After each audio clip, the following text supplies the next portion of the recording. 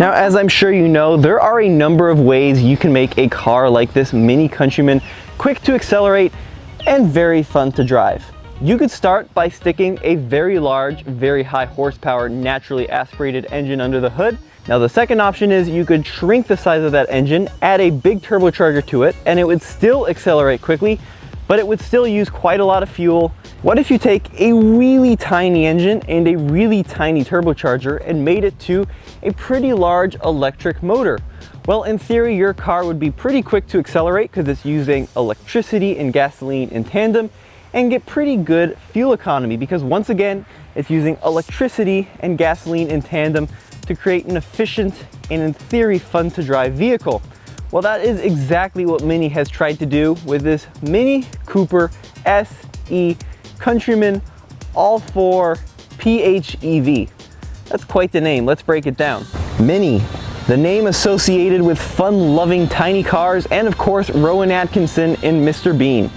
Cooper, the name is of course in reference to John Cooper, the famed race car maker and tuner that turned a stock Mini into a rally fire-breathing legend. And of course S, meaning that this particular model should be pretty zippy. Countryman. Countryman. That of course means that this is the largest Mini, the 4-door crossover. E. Well, that means that part of this vehicle is electrified, which means it's a plug-in hybrid. And all 4, well, that just means this car is all-wheel drive. Yeah, so the name is way too long and confusing, but there actually is some interesting stuff going on under the skin of this Countryman, Cooper, ES, Mini. I'm all confused now, but underneath the hood of this plug-in hybrid Countryman is, like I said, a tiny engine, a 1.5 liter 3-cylinder engine. It does have a twin scroll turbo. It is direct injected with variable valve timing, but it only develops 134 horsepower. Now that doesn't sound like enough if it's going to earn this fabled S badge stuck proudly on the grille. Well, there's something else going on in this Countryman. Of course, it's an all-4, but that gas engine feeds only the front wheels, and I mean only the front wheels. There's no drive shaft that sends gasoline powered fun to the rear, and that's because all of that fun is brought to you by a large electric motor, an 87 horsepower electric motor that feeds only the rear wheels. So there's no connection between the front and the rear wheels. So what that means is combined system output is 221 horsepower and over 280 pound-feet of torque. Now, horsepower wise, it's not quite as impressive as the top dog Countryman. It doesn't have more horsepower than a John Cooper Works, but it does develop more torque. Behind the scenes magic. Show the competition what we're using, huh? Yeah, sure. There are 4 versions of Countryman that you need to know about. The base model is the Cooper with 134 horsepower. Then there's the sporty Cooper S with a bigger 4-cylinder turbo that has 190-ish horsepower. Then there's this one with the 3-cylinder and the electric motor. That, you guessed it, has 220 horsepower. And the top dog is the Countryman John Cooper Works.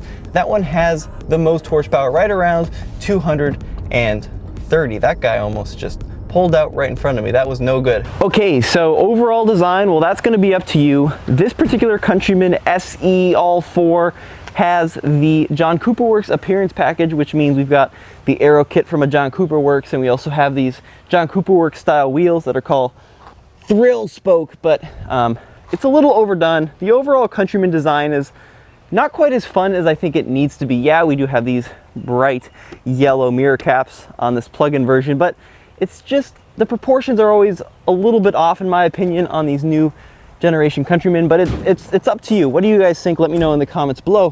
What Mini has done quite nicely is the interior. Love it or hate it, Minis have always been really fun ever since the return to the US in the early 2000s with the R50 and R53 model Minis. And I gotta tell you, the interior in this Countryman is no exception.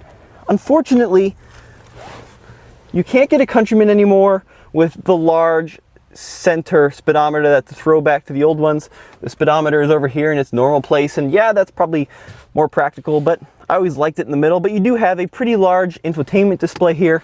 This one has the JCW seats in it as well, which are incredibly heavily bolstered, so they really hold you in. They're also not very comfortable for long road trips. Center armrest here, shifter, the start-stop switch is in the middle, as it is in all new Minis. Turn the radio down there. You have your iDrive like rotary drive, so it's pretty fun in here. It definitely is feeling a little bit more German than some of the older R56 model Minis and R53s, but it's yeah, it's different and it's entertaining, and I like it for that. Now you have 3 different drive modes in this Countryman plug-in. The first drive mode is Max E-Drive. So this is going to be your electric drive mode. And here's where things get a little bit frustrating. The EPA certifies the 7.6 kilowatt hour battery in this Countryman to take us about 12 miles, which isn't that impressive. Now it is 12 miles on pure electric, so I am cruising around right now without the gas engine, but I can only go for a short distance before it forces me into the next mode, which is Auto E-Drive. This is your standard hybrid mode. Now in Auto E-Drive, the vehicle will cycle in between gas and electric modes as it seems fit. And it's pretty much like driving a regular hybrid. The gas engine kicks on, sometimes the electric motor takes us around, sometimes it's great. There is also a save mode. Now save will allow you to save the juice in the battery for later if you're in town, for example, and want to save it for city driving. It'll also very slowly charge up the battery to about 90%. But because we're on the island and we have some juice left, we're gonna leave her in Max E-Drive. Now in Max E-Drive, the electric setting, we can go about 60 miles an hour before the gasoline engine comes on, no matter what. It also comes on if I put the pedal to the metal. Speaking of pedal, this car has a very funny acceleration pedal. You push it down to full, which I did right there, and we're accelerating along in E-Drive. But if I push it all the way down past full, you'll feel a little button, and then that's when the gas engine kicks on and we get all the juice. So you get the maximum acceleration when you're running on both electric and gas.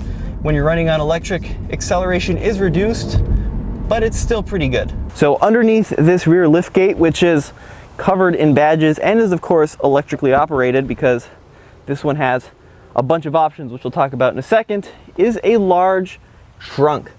Now this is very cavernous. The trunk space in this plug-in hybrid version is, you know, a little bit smaller. It's like half a cubic foot smaller than your standard gas model, but not all that significant. And underneath this floor here, you have some additional storage space. You of course have a portable EV charger here and a more permanent one if you want to keep at home in this little bag there. But yeah, it's really well packaged. The next thing you need to know about this Countryman is that it's super nice to drive, and I can say that about just about any Mini built since right around 2001 when BMW started producing Minis as part of the BMW group. And that's to say it's very tight, the suspension is pretty well sorted, the steering is really quick, the brakes are pretty strong. It's just a nice car to drive. It's really fun, even being a crossover. Having said that, it is a little bit bouncy, especially on major oscillations. And these seats are, well, they're not brilliant. These are the John Cooper Works Sport seats, and I don't really know why they're in the plug-in version because it just makes this car pretty uncomfortable. And get this car up on the highway and it is loud. There is a lot of road noise inside this cabin. Now on the left side of the speedometer here, I have a gauge that sort of looks like a tachometer but isn't. I've got a row of little yellow lines, and that shows me my throttle position essentially. And if I go beyond that row using the little button at the end of the throttle, oh, there you go, it goes off completely and the gas engine comes on. It's pretty fun to monitor exactly which engine is running at all times. Now Mini recommends a couple of different things. They recommend that you use the pure electric mode for when you're cruising around in the city. For jaunts outside of the city, maybe stick it in hybrid mode so it'll alternate to, you know, gas when you're going above 60 miles an hour. And then of course, when you're going on longer road trips, if you stick it in save, you'll actually regenerate that power back into the battery so you can save it for later use if you're driving from city to city. So charging up this Mini is very simple. I do have our charger plugged in right now to your standard 110 volt wall plug, 3-prong of course, and if I come up to the car with a little charger, it doesn't open up automatically like a Tesla. In fact, it doesn't open up automatically at all. I have to unlock the car. I can do that in a couple of different ways. I have keyless entry in this one, so I can push the little button and have it unlock, or use the key fob, but push it open, grab my charger, plug it in. The ring around the port here starts to flash. And then once it starts flashing yellow like this, I know I'm charging. When it's fully charged, it'll turn green. Now the next thing we need to talk about is the biggest problem with this car, other than the price, which we'll talk about at the end, and that is the range.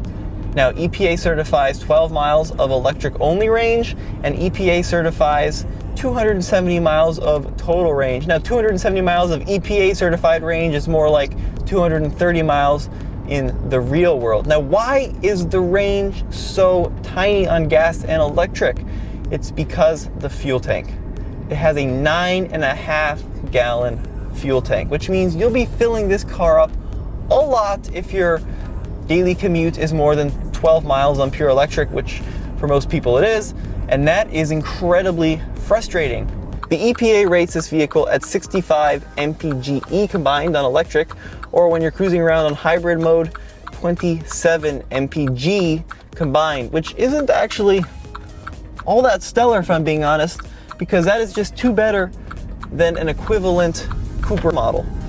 So if you're in it for the gas savings, you do get some in the Countryman E, the plug-in, especially if all you're doing is driving around on electric mode.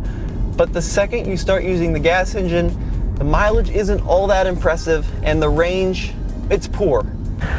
Rear seat legroom is surprisingly adequate. This is still a very small car. I'm about 6 feet tall. This is my driving position. And you can see you've got a heavily scalloped rear seat here, and I have a ton of knee room. I also have a ton of headroom here. Well, I shouldn't say a ton, but adequate headroom. I'm not hitting my head.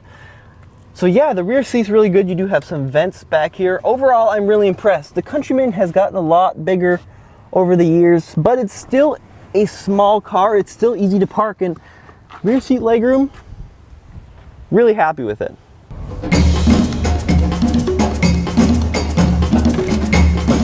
So on the TFL scale of buy it, lease it, rent it, or forget it, I give the 2019 Mini Cooper SE Countryman All 4 PHEV a lease it. I love driving the car. It's fun to drive. It's got a lot of space in the back seat and the trunk, but the range just isn't there. It feels like you're leasing last year's tech, and it is too expensive. This particular one behind me, $45,750 with options. 45 grand for a Countryman. Yes, it's great to drive. Yes, it is fun to be in, but $46,000, yeah, lease it and then get the new one when it comes out. As always, I'm Tommy with the Fastlane Car. Go back to TFLcar.com for the latest and greatest in all new Mini Countryman reviews.